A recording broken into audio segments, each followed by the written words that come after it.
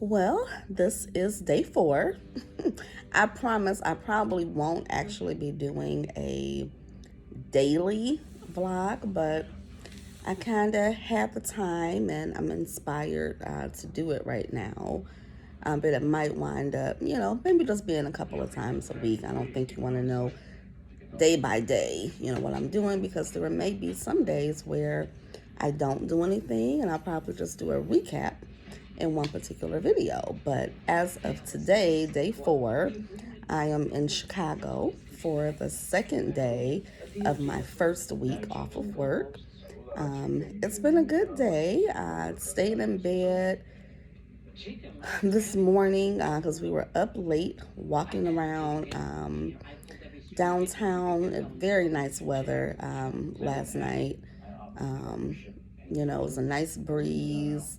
It was a nice warmth in the air, not humid. So we enjoyed that. And then this morning, so we both kind of slept in, ordered some breakfast. In bed, I was not happy about our breakfast. I knew we should have went to the restaurant because your food is just always better when you get it fresh and you can ask for more of what you need. For instance, syrup. My friend had pancakes, I had a waffle, and they gave us like one little syrup he had like a stack of pancakes. I had a whole waffle. I'm like, this is not enough syrup, so I won't dwell on that. But I was not very happy with this place, and they're called Wild Berry Pancakes and Cafe or something like that. But they get a big thumbs down from me. I did not appreciate their service at all for their takeout customers. But so we fell back to sleep, stayed in bed till late in the afternoon, or really early. It's probably about 12:30 when we actually got up and, got ready to go get some food. But we wound up spending, the rest of the afternoon exploring more of downtown Chicago. We enjoyed it, went into some stores. We both, well, he made a purchase for both of us, and I'm pretty pleased with that. We had a good time. Did we have any food while we were out? What did we want? Yeah, we stopped at this little spot and I had an Italian sausage. He had like a steak and cheese sub. We were both pleased with that. I did learn this. Air Force Ones are not walking shoes. I'm sure everybody else knows that, but my son had bought me a pair of Air Force Ones for my birthday in 2020, and he did some customization to them that I requested for him to redo, and he took them back upstairs, and I just got them back from him, like a few weeks back. So I said, I'm going to take these with me. Terrible move. I wish I had said that to somebody and they could have told me, those aren't good walking shoes. So my feet were like hurting like something terrible. But I'm a trooper. I'm not a complainer. So we did a lot of walking, and I walked. My feet were killing me after a few hours, but I bore the pain. That's what I do, and plenty of us do that as women, as moms, just as adults. When you gotta see a task through, you gotta see it through, even though it gets a little challenging. And that's kind of how I see, this new beginning that I'm on. It's exciting, but I have to be in it for the long haul. And I can't expect everything to be easy breezy.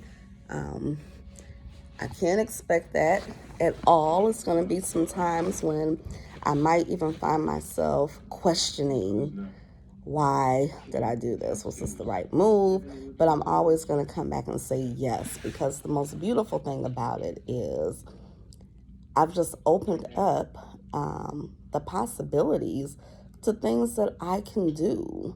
And I feel like I've been living just very complacent, because of my job, and just feeling like I had to stay there, because of the benefits, because of the salary, because it was easy.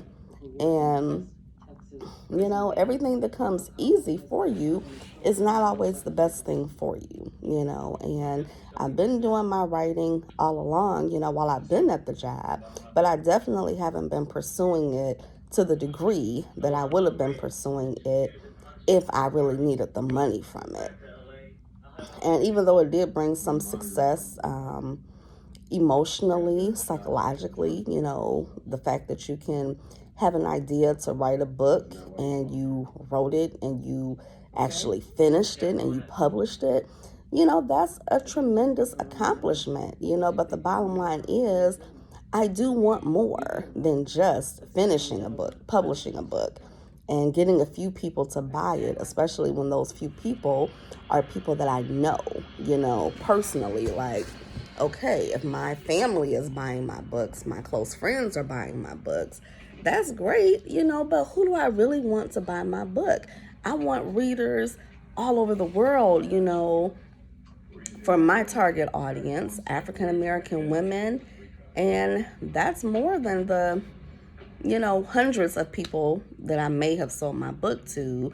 And that might sound good, hundreds of people, but not when, my books were released back in 2009, 2016 for the last one.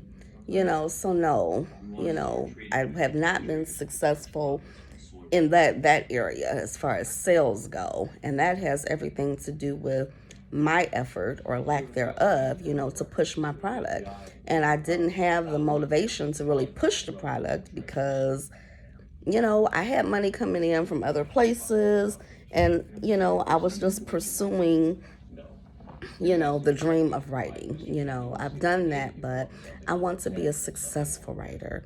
And so I've got some work to do. It's going to take some time, attitude adjustments, and, but I'm committed to doing that. So earlier today, while I was laying in bed, I was, kind of thinking about my romance novel or novella that I am finishing up or writing for the upcoming holiday season. And I really don't usually write romance, but this is an idea that I had maybe a couple years ago from watching the Hallmark Channel, Christmas movies. Back in 2017, that was the first time that I watched a series of those movies. And I'm like, this is kind of cute. I want to write something like that, with my Black characters. And I just want to write something for love, my stories that I write, mainly I look at, real life situations, regarding love. But I tend to write about the hardships, of love, your husband cheating on you, or, my first character in love with the man, she keeps letting this man come in and out of her life and not doing her any good. And she has this good thing on the side, but she couldn't really commit to him because she hadn't let go of her feelings or addiction to this other man. And that's all fine and good. But I kind of feel like Tina Turner, when her and Ike were singing the songs that he was writing for her, she was like, okay, I want to sing something happy, feel good. And I'm kind of feeling like that's what I want this Christmas novella to be, a feel good type of writing, a feel good type of story, So I'm going to definitely draw on the experience that I'm going through right now. I'm in a new relationship, things are going great. I'm feeling really good. And the good thing is, my inspiration didn't come from this because, like I said, this is a new relationship, but I got the idea of this Christmas novella about 2 years ago, after I had lost my husband. So, you draw from what you draw from your personal experiences, so I'm definitely going to get really into writing it and kind of draw from the new feelings of love that I'm experiencing. And, I'll see how it goes. But, prayerfully, I want the book, to be written quickly in a matter of weeks, not months, so that I can be publishing it, by Thanksgiving weekend of 2021.